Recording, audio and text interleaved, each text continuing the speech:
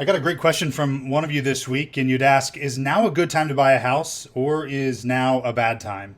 Here's the thing. I actually don't know, and that's because I don't have a crystal ball. But here's what I do know is that might not even be the right question to ask. You see, the question implies that the housing market looks like a roller coaster, like that roller coaster that you take your kids on at the local fair, the one that they love and you can't wait to run out of tickets waiting for them to get off. The question implies that there's some sort of market high or even that there's a market bottom or that the real estate market runs cyclically. It doesn't mean that there's a good time or a bad time to buy. Or if you buy here as an investor that it was a great time, or if you buy here it was a bad time.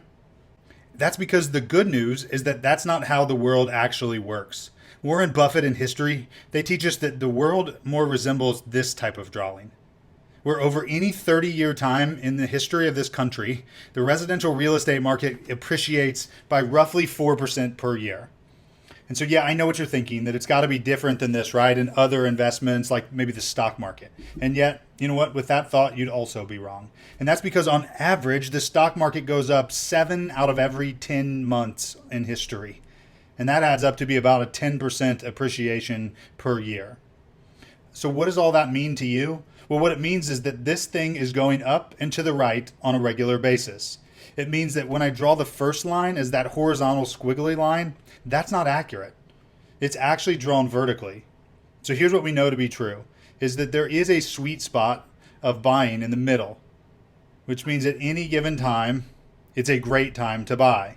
The only question then becomes is what's your time horizon? That's the only key question to know is what's the time horizon?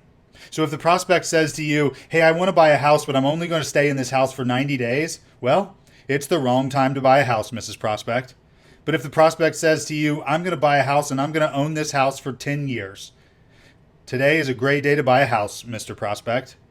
In fact, there's never really a right time or a wrong time to buy real estate.